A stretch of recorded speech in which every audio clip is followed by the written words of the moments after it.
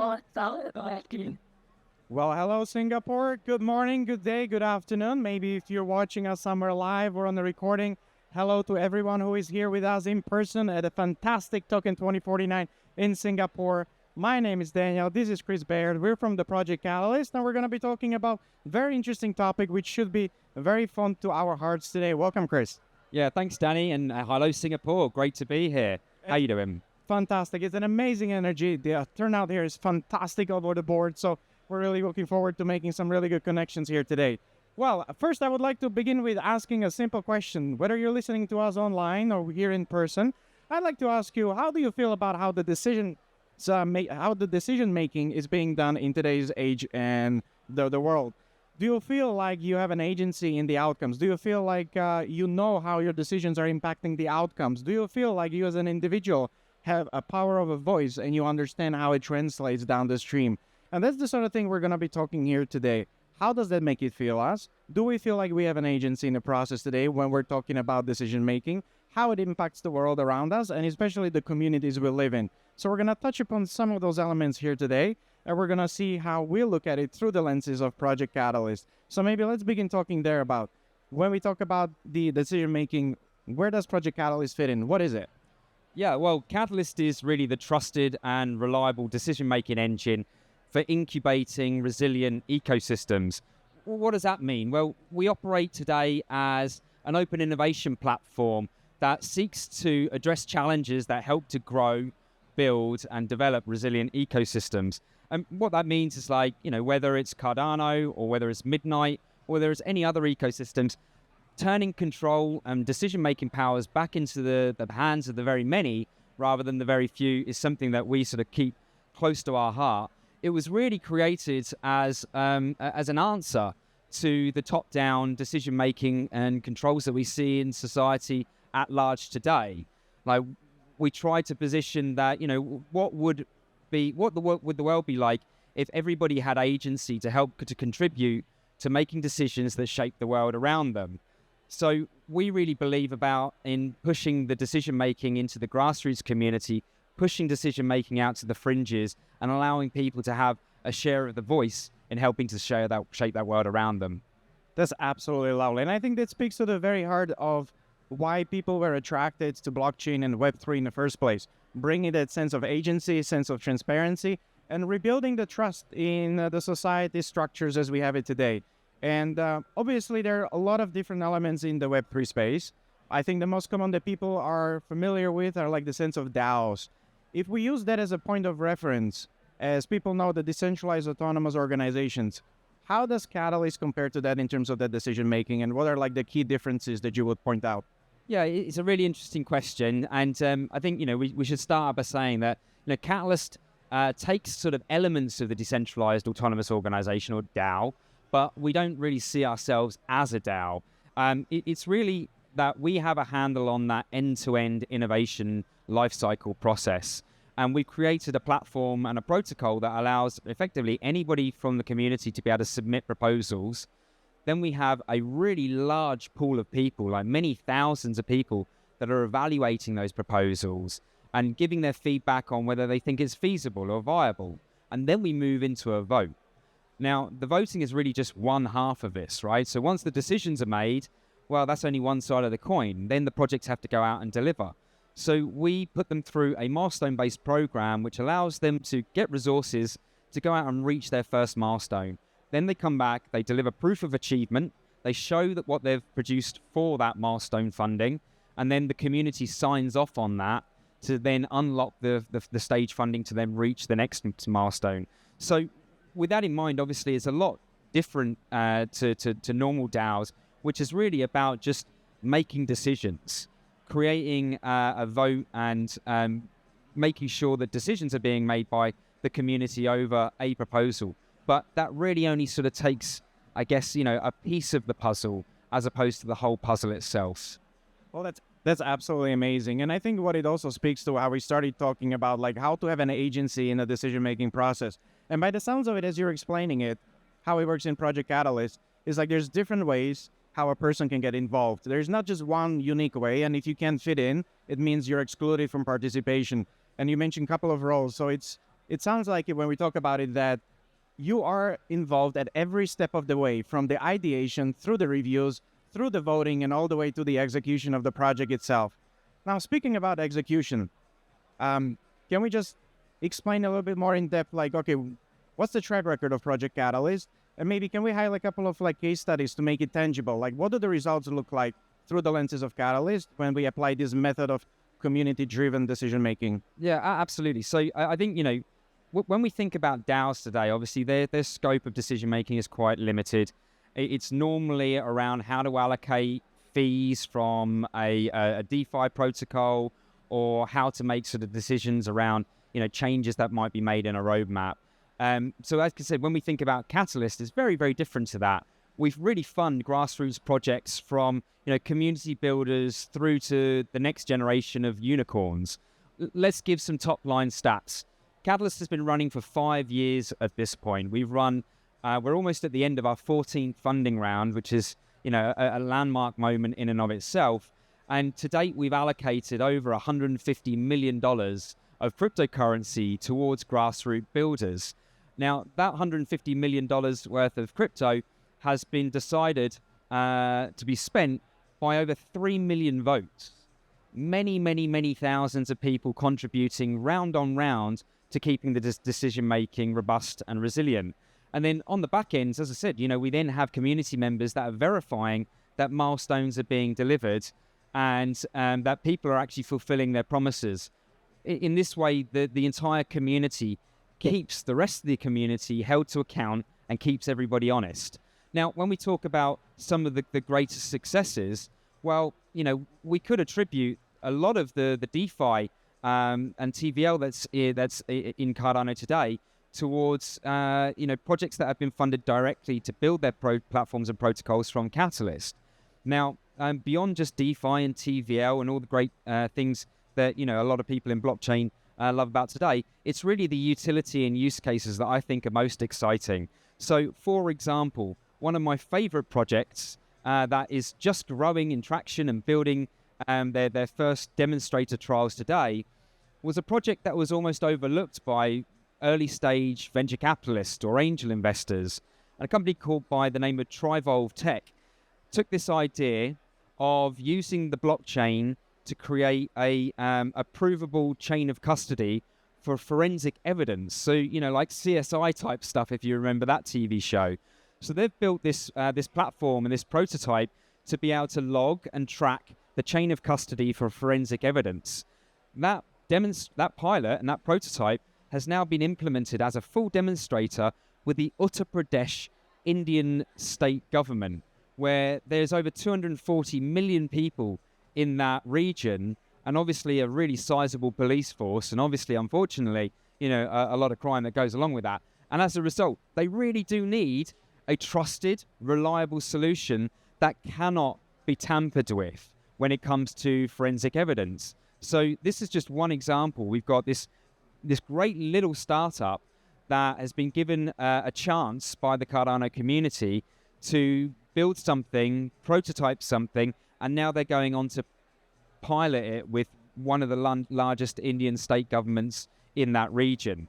Another one of my favorite examples is a project that has put indigenous people back into the fold with their cultural relevance within their domestic domains. So what am I talking about? Well, there are a whole bunch of tribes that are in the New Zealand region, indigenous tribes that don't really subscribe to the normal way of governance, or being a part of the typical state-sponsored government systems that most countries adhere to today. These indigenous people have their own customs, their own rituals, their own identity processes, and their own tribal elements that gives them their own identities.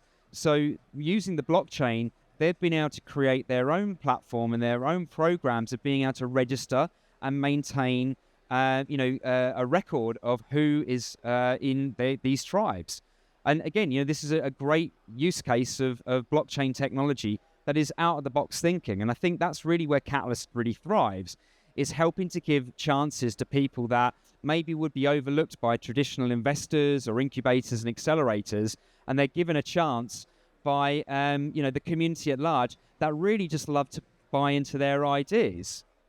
Well, that's absolutely amazing. And I think what it really speaks to that the agency of the community participating actually is the fuel that makes the Project Catalyst and these kinds of programs actually run.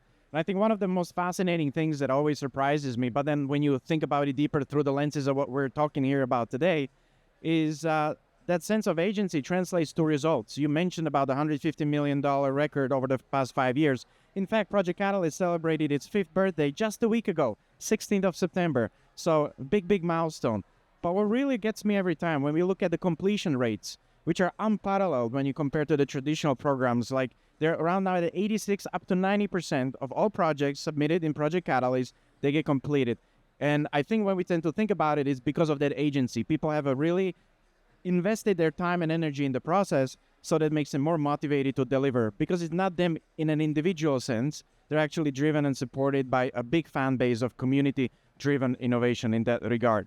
Now, this is all nice and highlights. Would there be any specific learning points or opportunities that we've learned over the past 5 years where other communities can sort of take a page out of the book and see how else we might be building the decision-making forward? Yeah, absolutely. I mean, just to come back to that point that you just made earlier, between 86 to 90% of projects fulfill their commitments. And in the sort of startup landscape where you expect maybe 9 out of 10 businesses to fail within the first 3 years, to see that, nearly 90% of all of our projects not just complete what they say they're going to do, but are actually still around a year or 2 years later, it's really quite unparalleled, to your point.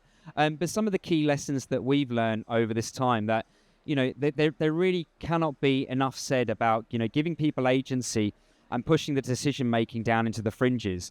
So when we started Catalyst, the voting mechanism was based on one token, one vote. So the more tokens you held, the more influence you had on the decision-making outcomes.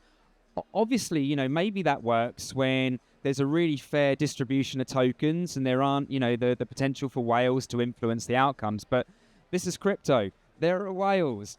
They can, do and say and swing their influence, because of just the holdings that they have. So over the last years, we've taken an approach to really investigate, well, what models would improve on this one token, one vote mechanic.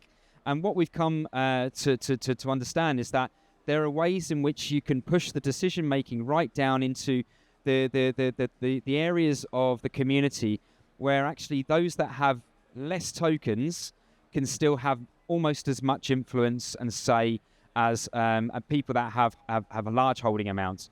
This is technically known as quadratic voting, where you take a square root or a cube root of someone's token holdings and that gives their total voting power.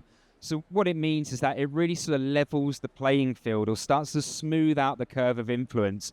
So those that have the most tokens don't outweigh and imbalance all of the other contributors and decision makers in the process. So we're piloting this in Fund 14, and it's going to be really exciting to see the results side by side. What does this new smoothed out voting mechanism look like compared to the one token, one vote results that we'll be able to see side by side? So, that's one of the learnings. The other key learning is that, you actually can trust people to make the decisions and to hold each other to account if, there is, significant, I guess, social consequences for not fulfilling your commitments. Like, the fact of the matter is, if project teams, fail to deliver in Catalyst, you're running the risk of people, flagging that publicly on social media platforms and forums and, making people distrust your ability to, be credible when you then come back to the Treasury for funding. And I think, that's one of the key learnings. Like we see in other ecosystems, most other protocols or platforms that offer capital or funding, they don't have the trust in their communities to be able to offer funding up front. It's always retroactive. You have to go out and deliver X, Y, and Z and produce A, B, and C outcomes, or manage to reach 1, 2, 3 growth metrics before we're going to give you any money. Whereas our philosophy is we're going to provide you resources so that you can go out, fulfill your commitment, and come back and prove to everybody that you are capable of delivering against your promises. Absolutely. And that's essentially the flywheel of trust. Like, how do we actually build back to what we started this conversation about? Like, how do we bring back the trust into the process? How do we reignite the spark of people of having that agency in the process and essentially get them more invested in the whole outcome? Because essentially today it feels like there's lots of dots, but it's very difficult to connect them. And it seems like that in Catalyst, there is a unique particular culture where essentially allows to connect different dots in such a way where you have a really efficient resource allocation and pairing it with a talent that can actually execute it. And then when things happen, the whole community celebrates because they're the ones who are behind them, the driving force, the biggest fans that actually are driving them forward. And also whenever their things don't go according to plan, it actually provides a valuable lessons, because one of the key differentiators in Catalyst is that nothing is behind the closed doors. It's out in the open. In your maybe some final thoughts, what do you think this open innovation does in a grand aggregate, and how does it rejuvenate that sense of agency as we go forward into the future? Yeah, well, I think first of all, it gives people, individuals, the confidence that there are alternative ways to organize, to coordinate, to decide and allocate resources that help to shape the world around them. But I think, the other key thing, and, some of the directions as to where we're going in the future, is that Catalyst isn't really just limited to this one ecosystem of Cardano. Just a couple of days ago, we made a great announcement that Catalyst is expanding. We're going multi-chain. We're going multi-ecosystem. We're going to start running Midnight Catalyst, which is super exciting. But more than just being able to provide funding for builders to build privacy-preserving applications for the Midnight network, we also need to understand that the people that are participating on the ground level, the proposal reviewers, the voters, the milestone reviewers, the proposers themselves, they are, naturally multi-ecosystem. So your reputation and your contribution to, Catalyst in Cardano should be able to follow you when you go to participate in, say, the Midnight ecosystem. So one of the things I'm really looking forward to is being able to realize this reputation system that allows, portability of your contribution from one ecosystem to another, which may help to grow your influence or your contribution in, another domain, because you've already built that muscle or that experience or that capability from, the ecosystem that maybe you first started in, but you want to dip your toe into another because it's something that you're naturally interested in anyway. Absolutely. And it also speaks to the nature how universal these kind of challenges are. And one of the biggest challenges, I think, in Web3, which conferences like these are doing a great deal of good outcomes for, is mixing and merging the ideas and knowledge so that we can exchange and compare what works and what doesn't. And I think that's also at the very heart of Project Catalyst. So maybe some last parting thoughts in terms of like what excites you in the nearest future in Project Catalyst, and anything else on your mind before we close out today's chat? Yeah, sure. Well, I think, first of all, we're closing in on 2,500 projects funded and decided by the community. And, just to anchor on that point, 2,500 projects funded is going to be closely followed by $250 million worth of cryptocurrency allocated through this Catalyst Rails, $250 million decided by the people, for the people. That's what excites me most, right? That people are becoming comfortable and familiar with this way of coordinating, so that maybe we create the playbook for not just other ecosystems, but other institutions, and, maybe in the future, governments or countries to adopt this type of approach that really is, shaping a model for society tomorrow. Well, those were some lovely parting words. Well, if you got excited by what we chatted about today, I think this conversation doesn't end here. This is an ever-solving problem that needs to be tackled for many, many communities and people to come in. This is our vantage point of view from the Project Catalyst. If you would like to stay in touch, go check out projectcatalyst.io to learn more about what we're up to, what is the latest, and also follow us on X, Catalyst_on X, and you'll be in the latest, on the know what's happening in the Project Catalyst world. Well, thank you for spending the time with us. This was Kriss and Daniel from Project Catalyst, and we'll see you around, whether it is Singapore or the days before. Bye-bye. Thank you.